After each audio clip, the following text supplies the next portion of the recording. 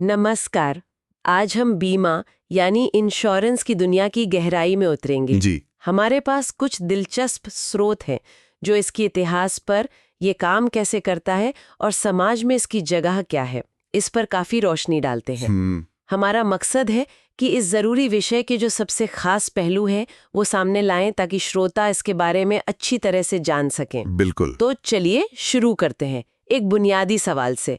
ये बीमा आखिर आया कहाँ से? क्या ये सिर्फ पैसों का खेल है या बात मतलब इससे कहीं ज्यादा गहरी है? आइए पता लगाते हैं। बिल्कुल। हम बीमा के सफर को देखेंगे और ये सफर शुरू होता है, आप शायद यकीन ना करें, लंदन के कॉफी हाउस से। Coffee house? हाँ, वहां से लेकर भारत में इसका विकास कैसे हुआ, ये कहानी दिलचस्प है। फिर हम समझेंगे कि बीमा का जादू चलता कैसे है, ये रिस्क और हानि, लॉस, इसके गणित को कैसे संभालता है। और हाँ, जोखिम से निपटने के और भी तरीके हैं, उन पर भी बात करेंगे। अच्छा। और आखिर में हम देखेंगे कि बीमा सिर्फ व्यक्ति के लिए नहीं, बल्कि पूरी अर्थव्यवस्था और समाज के लिए क्यों जरूरी है, खासकर एक सुरक्षा कवच के तौर पर। लंदन का कॉफी हाउस? ये तो वाकई दिलचस्प शुरुआत लगती है। मैं तो सोच रही थी बैंक या सरकारी दफ्तरों से शुरुआत हुई होगी। हाँ, यही तो बात है। देखिए, आधुनिक वाणिज्यिक बीमा मतलब कमर्शियल इंश्योरेंस, उसकी जड़ें लंदन के मशहूर लॉयड्स कॉफी हाउस से जुड़ी हैं। अच्छा। हाँ, 17वीं सदी में वहां व्यापारी और जहाजों के मालिक मिलते थे, समुद्री यात्राओं के जोखिमों पर चर्चा करते थे और उन्हें साझा करने के तरीके खोजते थे। ये दिखाता है कि जोखिम को संभलना और बांटना ये पहले एक सामाजिक जरूरत थी, जिसे भरोसे और समुदाय के जरिए हल किया गया। हाँ, मतलब भरोसे और समुदाय वाली बात ज्यादा थी शुरू में। बिल्कुल बिल्कुल। ये सिर्फ पैसों का लेन देन नहीं, बल्कि आपसी सहयोग का एक तरीका था। बीमा की शुरुआत इतनी अनौपचारिक थी। और पहली जीवन बीमा कंपनी वो कौन सी थी? क्या उसका नाम भी उतना ही अनोखा था? पहली जीवन बीमा कंपनी का नाम था amicable society for a perpetual assurance. Oh, काफी लंबा नाम है। हाँ, थोड़ा भारी भरकम है। ये 1706 में लंदन में स्थापित हुई और ये जीवन बीमा की, आप कह सकते हैं, औपचारिक शुरुआत थी। और भारत में इसका सफर कैसे शुरू हुआ? क्या यहाँ भी कोई ऐसी ही दिलचस्प कहानी है? भारत में कहानी थोड़ी अलग है। यहाँ पहली जीवन बीमा कंपनी 1818 में कलकत्ता में अंग्रेजों ने स्थापित की थी, ओरिएंटल लाइफ इंश्योरेंस कंपनी। अच्छा, अंग्रेजों ने? हाँ, और पहली non life company Triton insurance को लिमिटेड, वो भी अंग्रेजों ने ही शुरू की। लेकिन जो भारतीयता का पुट आया, वो आया 1870 में Bombay mutual assurance society limited के साथ। ये पहली भारतीय बीमा कंपनी बनी। अच्छा, 1870 में? जी। और आज भी जो चल रही है सबसे पुरानी भारतीय बीमा कंपनी, वो है नेशनल इंश्योरेंस को लिमिटेड, जिसकी शुरुआत 1906 में हुई। तो ये कंपनियां तो आ गईं, लेकिन इनको चलाने के लिए कोई नियम कानून भी बने होंगे, कायदे कानून? हाँ बिल्कुल। शुरुआत में चीजें थोड़ी बिखरी हुई थी, लेकिन इंश्योरेंस एक्ट 1938 ये एक बड़ा कदम था। 1938 का एक्ट? जी। ये भारत में बीमा कंपनियों के कामकाज को नियंत्रित करने वाला पहला, आप कह सकते हैं, व्यापक कानून था। इसने इस सेक्टर को एक ढांचा दिया। लेकिन असली गेम चेंजर आया 1 सितंबर 1956 को। 1956? उस दिन क्या खास हुआ? उस दिन भारत सरकार ने जीवन बीमा व्यवसाय का राष्ट्रीयकरण कर दिया। राष्ट्रीयकरण मतलब सरकार ने अपने हाथ में ले लिया। उस समय की लगभग 245 भारतीय और विदेशी बीमा कंपनियों को मिलाकर एक बड़ी संस्था बनाई, भारतीय जीवन बीमा निगम, यानी LIC। LIC, हाँ, वो तो सभी जानते हैं। बिल्कुल, ये एक बहुत बड़ा कदम था। इसने दशकों तक भारत के बीमा बाजार की शक्ल तय की और LIC आज भी देश की सबसे बड़ी बीमा कंपनी है। और आज क्या स्थिति है? क्या अब भी LIC का ही दबदबा है या कुछ बदला है? LIC आज भी बहुत बड़ी और महत्वपूर्ण है, इसमें कोई शक नहीं। लेकिन बाजार अब काफी बदल गया है। उदारीकरण के बाद खासकर जीवन बीमा क्षेत्र में आज कुल 24 कंपनियां काम कर रही हैं। 24? हाँ, इनमें LIC सार्वजनिक क्षेत्र की, मतलब सरकारी अकेली कंपनी है, और बाकी 23 निजी क्षेत्र की हैं। अच्छा, तो अब मतलब ग्राहकों के पास ज्यादा विकल्प हैं। बिल्कुल, पहले से कहीं ज्यादा विकल्प हैं और जाहिर है प्रतिस्पर्धा भी काफी है। ठीक है, तो इतिहास से निकलकर अब आते हैं इसके काम करने के तरीके पर। ये बीमा आखिर जोखिम और हानि से हमें बचाता कैसे है? ये सुनने में तो कभी कभी जादू जैसा लगता है कि थोड़े से पैसे देकर आप बड़े नुकसान से बच जाते हैं। हाँ, जादू नहीं है, ये गणित और सहयोग का मिश्रण है। अच्छा। हाँ, तो बीमा का जो मूल सिद्धांत है ना, वो है जोखिम का समुच्चयन। अंग्रेजी में कहते हैं pooling of risk. Risk pooling मतलब जैसे बहुत सारे लोग हैं, सबको एक जैसा खतरा है, मान लीजिए आग लगने का। हजारों घर। हम्म हाँ। अब ये तो नहीं कि सबके घर में आग लगेगी, नहीं। लेकिन कुछ के साथ ऐसा हो सकता है, दुर्भाग्य से। सही बात है। तो बीमा कंपनी क्या करती है? वो इन सभी हजारों घर मालिकों से थोड़ा थोड़ा पैसा लेती है। हाँ, प्रीमियम। बिल्कुल, जिसे प्रीमियम कहते हैं। इस सारे पैसे को एक बड़े पूल या फंड में जमा किया जाता है। अच्छा। फिर जब दुर्भाग्य से किसी सदस्य के घर में आग लगती है और नुकसान होता है, हाँ। तो बीमा कंपनी इसी पूल से, इसी जमा पैसे से उस नुकसान की भरपाई करती है। यानी सबके थोड़े थोड़े योगदान से किसी एक का बड़ा नुकसान संभाला जाता है। ये तो वाकई सहयोग का सिद्धांत है ना? बिल्कुल, यही इसका आधार है। इसमें बीमाकर्ता यानी इंश्योरर जो कंपनी है, उसकी भूमिका अहम होती है। वो हिसाब लगाती है कि भाई जोखिम कितना बड़ा है, कितनी संभावना है कि नुकसान होगा, और उस हिसाब से फर व्यक्ति से कितना प्रीमियम लेना सही रहेगा। फिर वो दावों यानी क्लेम्स का निपटारा करती है। तो संक्षेप में कहें तो ये बीमाकर्ता और बीमा धारक इंश्योर्ड के बीच एक अनुबंध है, एक कॉन्ट्रैक्ट। हाँ, जिसमें बीमाकर्ता प्रीमियम के बदले भविष्य में किसी अनिश्चित घटना से होने वाले नुकसान की भरपाई करने का वादा करता है। यहाँ दो शब्द बार बार सुनने को मिलते हैं, जोखिम यानी रिस्क और परिल यानी पेरिल। इनमें क्या फर्क है, ये थोड़ा समझाएंगे? हाँ, ये समझना जरूरी है।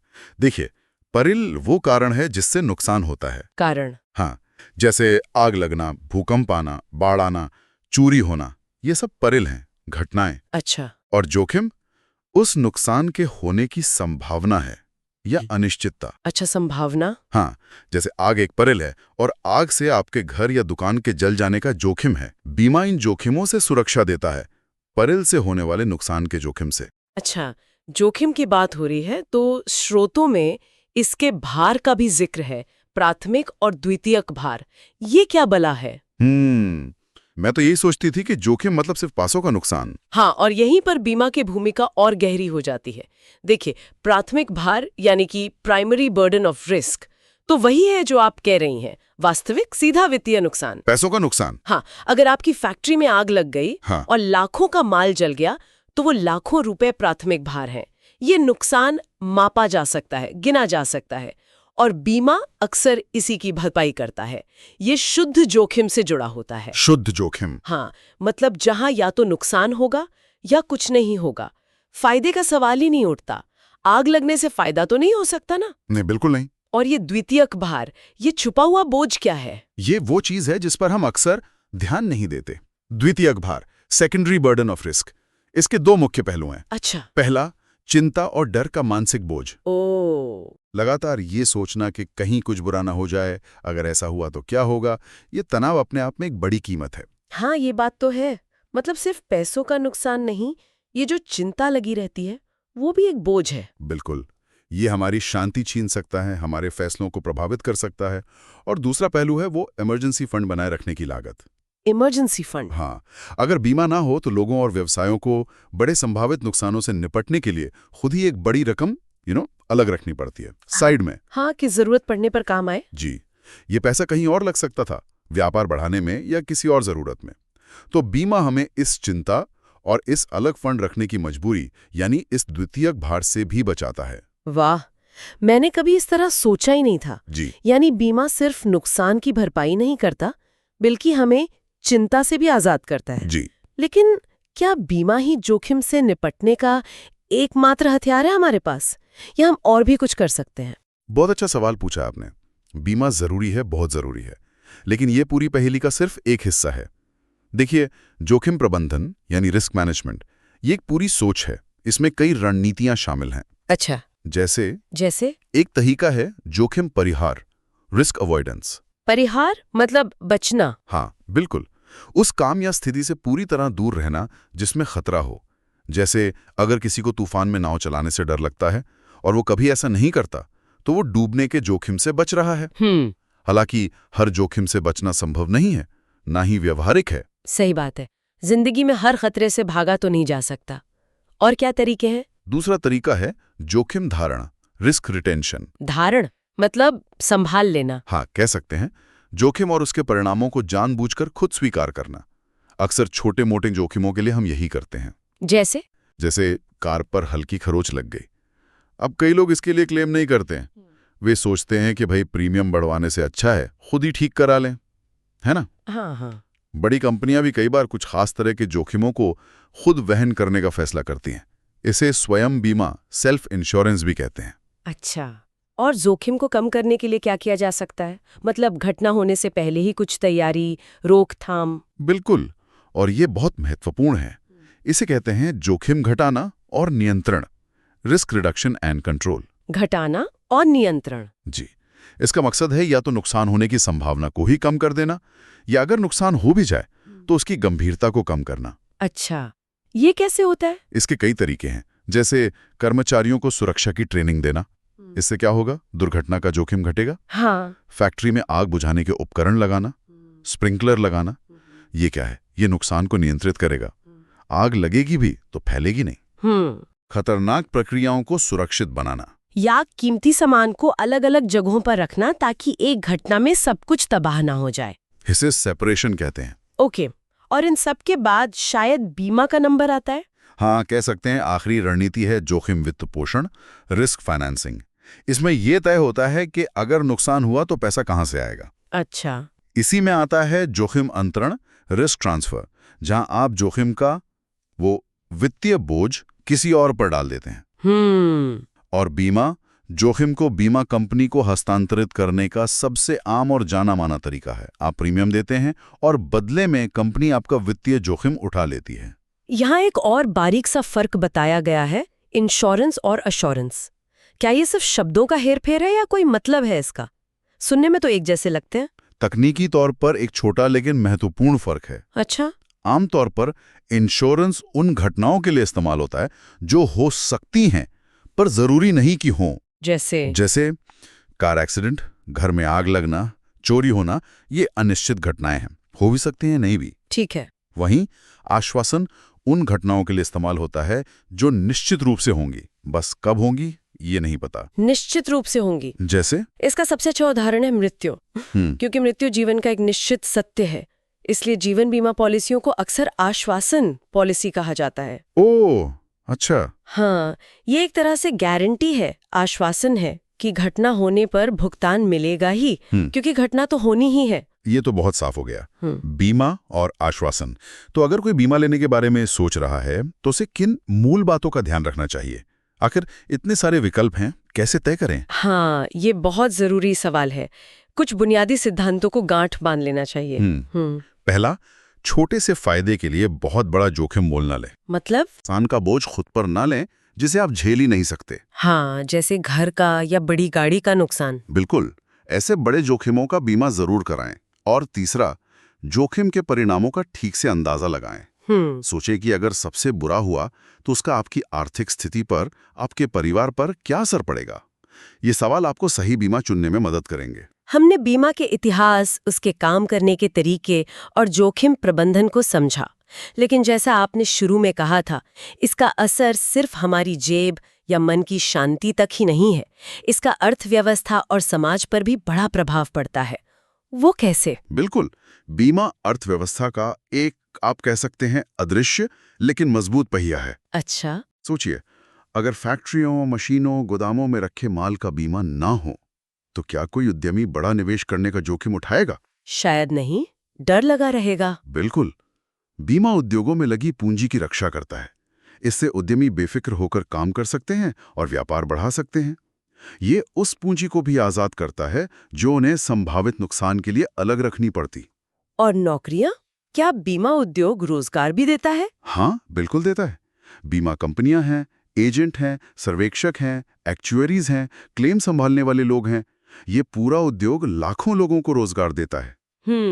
और एक और अहम बात, बीमा पॉलिसी कर्ज लेने में भी मदद करती है। कर्ज लेने में? कैसे? बहुत से लोग अपनी जीवन बीमा पॉलिसी को गारंटी या कोलैटरल सिक्योरिटी के तौर पर रखकर बैंकों से लोन लेते हैं। अच्छा। हाँ, बैंक भी इसे पसंद करते हैं क्योंकि इससे उनका लोन सुरक्षित हो जाता है। पॉलिसी की एक वैल्यू होती है। और वो सारा प्रीमियम का पैसा जो इकट्ठा होता है बीमा कंपनियों के पास, उसका क्या होता है? वो तो बहुत बड़ी रकम होती होगी। हाँ, बहुत बड़ी रकम होती है। बीमा कंपनियां इस पैसे को बेकार नहीं रखती, वे इसे पॉलिसी धारकों के हित में निवेश करती हैं। निवेश कहाँ? शेयर बाजार में? नहीं, आमतौर पर सुरक्षित जगहों पर, जैसे सरकारी बॉन्ड हैं या इंफ्रास्ट्रक्चर परियोजनाएं हैं, सड़कें, पुल वगैरह। ध्यान देने वाली बात है कि अच्छी बीमा कंपनियां सीधे शेयर बाजार जैसे सट्टेबाजी वाले जोखिम भरे निवेशों से बचती हैं या बहुत कम करती हैं। अच्छा, ये निवेश न सिर्फ पॉलिसी धारकों को रिटर्न देने में मदद करता है, बल्कि देश के आर्थिक विकास में भी लगता है। और सबसे सीधा फायदा तो बीमा धारक को ही मिलता है ना, नुकसान की भरपाई। निश्चित रूप से बीमा धारक को सबसे बड़ा लाभ यही है कि वो किसी बड़ी अनहोनी के वित्तीय झटके से बच जाता है। ये सुरक्षा की भावना देता है, भविष्य की चिंता कम करता है। हाँ। लोग ज्यादा आत्मविश्वास से अपने काम पर, अपने लक्ष्यों पर ध्यान दे पाते हैं। एक और पहलू है विदेशी मुद्रा अर्जन का। विदेशी मुद्रा बीमा से? हाँ, जैसे बैंकिंग या निर्यात व्यापार देश के लिए विदेशी मुद्रा लाते हैं, वैसे ही बीमा, खासकर पुनर्बीमा। पुनर्बीमा? हाँ। ये क्या है? पुनर्बीमा मतलब बीमा कंपनियों का बीमा। अच्छा, कंपनियां भी अपना बीमा कराती हैं? हाँ, बिल्कुल। जब कोई बीमा कंपनी बहुत बड़े जोखिम का बीमा करती है, जैसे किसी एयरलाइन का या बड़े औद्योगिक प्लांट का, तो वो खुद उस जोखिम का एक हिस्सा दूसरी बीमा कंपनियों को ट्रांसफर कर देती है। ओके। इन्हें पुनर्बीमा करता कहते हैं। इससे उसका अपना जोखिम बढ़ जाता है। ये अंतर्राष्ट्रीय स्तर पर भी होता है और इससे विदेशी मुद्रा का लेन देन होता है। समझ गए। बीमा की भूमिका सामाजिक सुरक्षा में भी तो होगी, जैसे सरकार की योजनाएं होती हैं आम आदमी के लिए। हाँ, बीमा सामाजिक सुरक्षा, सोशल सिक्योरिटी का एक महत्वपूर्ण उपकरण है। भारत में इसका एक बड़ा उदाहरण है कर्मचारी राज्य बीमा अधिनियम 1948, employees state insurance act, ESIC। हाँ, ESIC, जिसके तहत कर्मचारी राज्य बीमा निगम चलता है। ये संगठित क्षेत्र के करोड़ों कर्मचारियों और उनके परिवारों को बीमारी, मातृत्व, विकलांगता और मृत्यु जैसी स्थितियों में नकद और चिकित्सा लाभ देता है। ये बहुत बड़ी सामाजिक सुरक्षा छतरी है। और किसानों या गांव के लोगों के लिए? उनके लिए भी कुछ है? हाँ, उनके लिए भी योजनाएं हैं।